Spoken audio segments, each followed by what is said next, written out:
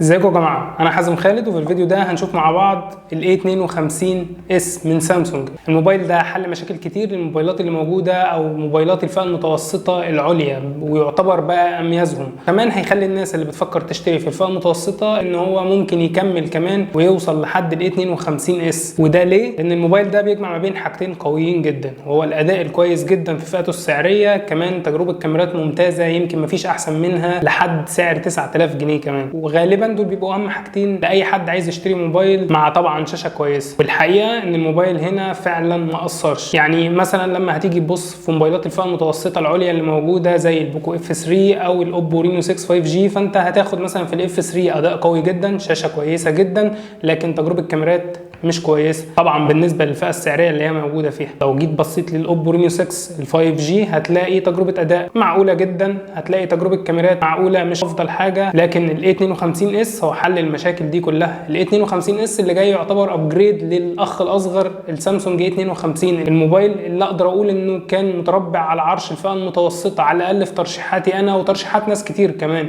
الموبايل ده من اكتر الموبايلات مبيعا في الفئه المتوسطه ان ما كانش الاكتر. كان فيه عيوب وممكن عيوب تقفلك منه، اهم عيب فيهم طبعا كان المعالج السناب دراجون 720. عشان كده اقوى نقطه تطور في ال A52s هنا هي تعتبر المعالج.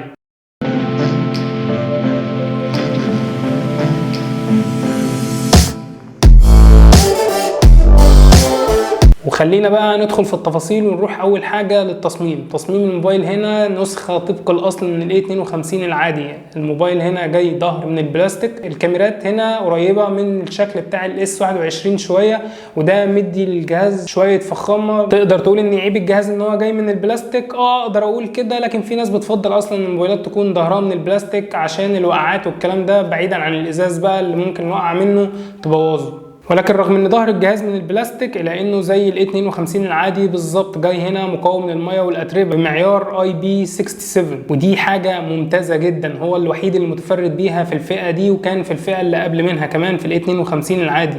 ودي حاجه تديك طمانينه كده للموبايل والكواليتي بتاعه والتقفيل بتاعه. لما تيجي تقلب التليفون بقى وتبص على الشاشه، فانت هتاخد شاشه حرفيا ممتازه. شاشه طبعا سوبر اموليد فول اتش دي بلس بدقه بكسلات 405 بكسل لكل انش، بسطوع كويس جدا، بزوايا رؤيه ممتازه. بصراحه شاشه كويسه جدا. نسبه الاستحواذ بتاعه الشاشه هنا من جسم الجهاز مش الافضل في الفئه السعريه دي ولا الفئه اللي قبلها كمان، لان هنا البازلز بتاع الشاشه كبيره نسبيا، لكن في سيمتريه هنا. في ناس كتير بتحب السيمتريه دي. تقريبا هتلاقيها نفس شاشه ال A52 العادي، لكن المميز هنا والابجريد اللي حصل هي فكره تردد الشاشه. هنا تردد الشاشه 120 هرتز، وهنا حقيقي هتحس بيه، وده بسبب المعالج، لان المعالج هنا يقدر يهندل تردد ال 120 هرتز. بما اننا جبنا سيره المعالج فخلينا نتكلم عنه، لانه اقوى ابجريد يعتبر في التليفون ده عن ال A52 العادي، وزي ما بقول خلاه يحل مشاكل كتيره جدا. صحيح المعالج هنا سناب دراجون 778 من فئه ال 700، لكنه طبعا ما يقارنش بال 720. المعالج هنا اقوى بكتير من ال 720، لكنه في نفس الوقت ما يقارنش طبعا برضه بسناب دراجون 888 ولا حتى 870. الفرق هتلاقيه كبير، لكن هنا بيقدم اداء مرضي جدا بالنسبه لسعر التليفون. هيخلي تجربه الاداء معاك سلسه جدا ممتازه، خصوصا مع تردد الشاشه 120 هرتز. مش بس ده اللي حصل فيه الابجريد، المعالج الرسومي هنا كمان حصل فيه ابجريد. هنا المعالج الرسومي هيخليك تلعب بتجربة ألعاب أقوى وأحسن، ويخلي التجربة هنا سلسة أكتر. إجمالا المعالج هنا كويس جدا على الفئة السعرية اللي موجود فيها. صحيح في أحسن منه زي اللي موجود في الاف 3 870، لكن المعالج اللي موجود هنا كويس جدا بصراحة. يخلي التليفون هنا يهندل سوفت وير سامسونج التقيل شوية أو واجهة سامسونج التقيلة شوية. التليفون سواء أبديت واجهة أو أبديت أندرويد يخلي الجهاز يقدر يعيش معاك مدة أطول بسلاسة أكتر. لكن بصراحة اللي مش مميز في تجربة الأداء هنا هي فكرة الذاكرة الداخلية اللي جاية من نوع UFS 2.1. كنت أتمنى إنها تيجي بحاجة أعلى على الأقل 2.2، لأن هنا سرعات الذاكره الداخليه مش هتبقى قويه، فهتحجم شويه اداء الجهاز. صحيح مش هتحس بتاثير كبير قوي، لكن لو كانت جت بذاكره داخليه بجوده اعلى او بسرعات اعلى كان الموضوع هيفرق اكتر كمان. ومع الشاشه والاداء محتاجين تجربه صوتيات كويسه، وبصراحه هنا التليفون ما بخلش علينا باي حاجه. عندك هنا سماعتين ستيريو بتقنيه الدولبي اتموس ممتازين بصراحه، صوت كويس جدا نقي، بصراحه تجربه كويسه جدا، عكس التليفونات المنافسه اللي ممكن تكون جايه بسماعات مونو للاسف. والمميز اكتر هنا منفذ السماعات 3.5 مللي، وده مش موجود تقريبا في الفئه دي خالص، ولا في الاف 3 مثلا ولا في الرينو 6 5G، ودي حاجه كويسه جدا بصراحه. ناس كتير بتبقى مهتمه ان التليفون يبقى فيه منفذ 3.5 مللي، لكن للاسف لما بتقول سامسونج في الفئه المتوسطه فغالبا دايما بتبقى عارف ان البصمه اللي تحت الشاشه مش هتكون افضل حاجه، وبصراحه هنا نفس الكلام، البصمه هنا مش افضل حاجه. ممكن تقول انها احسن شويه من الاي 52 العادي، ولكن تطوير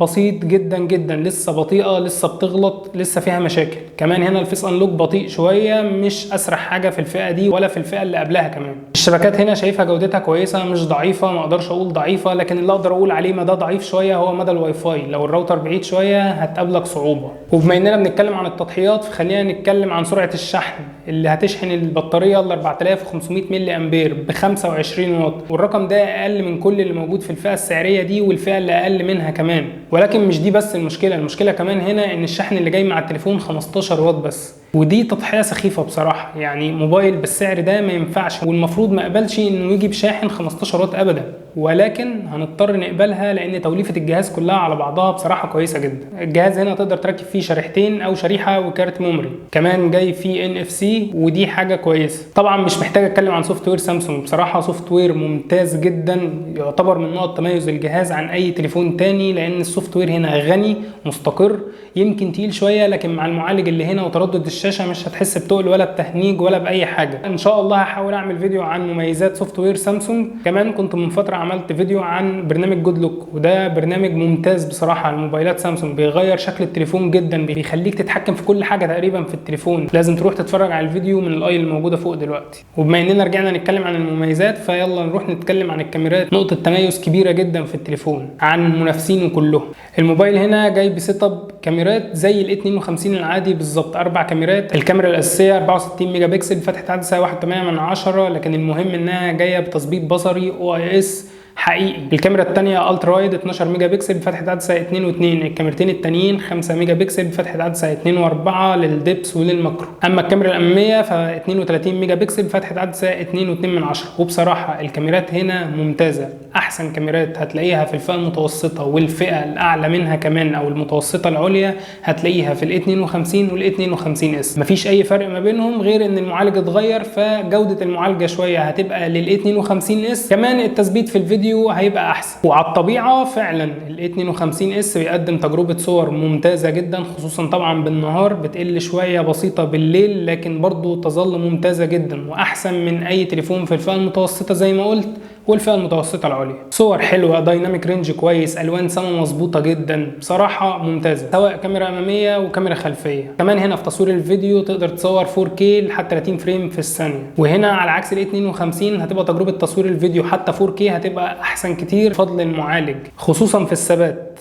الموبايل هنا جايب 4 الوان، اللون الابيض واللون الاسود واللون البنفسجي واللون الاخضر او بيقولوا عليه منت. سعر الجهاز مش هقول السعر الرسمي، هقول السعر الموجود دلوقتي في المحلات، وصل الموبايل لسعر 7100 جنيه تقريبا، تقدر تلاقيه بالسعر ده في محلات كتير، وده سعر بالنسبة للإمكانيات اللي موجودة في الجهاز وبالنسبة لأسعار المنافسين أنا شايفه سعر كويس جدا، وطبعا يا ريت يقل عن كده كمان، لكن أنا شايفه حاليا هو التليفون الأفضل في الفئة السعرية دي، لأنه بيقدم تجربة كاميرات كويسة جدا، تجربة أداء كويسة جدا، شاشة ممتازة. كمان الموبايل ده ضد المية والأتربة IP67، ودي حاجة ما بتشوفهاش غير في موبايلات الفلاج شيب. صحيح في تضحيات زي سرعة الشحن والشاحن المرفق معاه في العلبة، وتقدر تقول كمان الجسم البلاستيك أو الملمس البلاستيك، ولكن انا شايف ان بصراحه الكومبو ده او الخلطه دي ممتازه جدا بصراحه بالسعر ده. كمان لازم تعرف ان في موبايلين قريبين جدا من الموبايل ده نازلين قريب، هم اونر 50 وريلمي GT ماستر اديشن، والاثنين دول جايين تقريبا بنفس المعالج، فهتبقى المنافسه قويه، والموضوع ده هيعتمد على تسعيرهم والكاميرات بتاعتهم والاداء طبعا. فحبيت الفت انتباهك، لو انت مش مستعجل على الشراء استنى التليفونات دي تنزل ونعمل مقارنات ما بينهم،